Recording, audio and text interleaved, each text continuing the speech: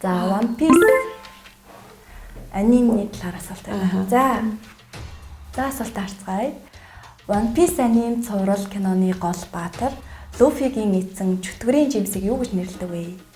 Төрийн ордны өмнө морио унсан Сүхбаатарын хөшөө байдаг. Бид бүгдээрээ мэднэ. За их жанжин аль гараа дээш өргөсөн байдаг вэ? За анзаарч исэн болов. 2022 онд бэлгийн толоор бар жил гарсан. Монголчууд 12 жилийн дотор нь харш болон ивэл гэж ялгадаг. Энэ жил альчлан ирсэн бар жилдээ бич жил хаш юм байна. Тэгвэл мориос гадна өөр нэг ивэл жил байдаг нь ямар жил юм болоо? За харш жил. Бүтнээр нь үзхийг хүсвэл Univision-ы кино багц рүү ороод гэрийн багш багцаас бүх цувралыг үзэх боломжтой. Нэг сард ердөө 9900 төгрөгөөр энэ мэт 500 гаруй сонирхолтой контентийг хүлээн авч үзээрэй.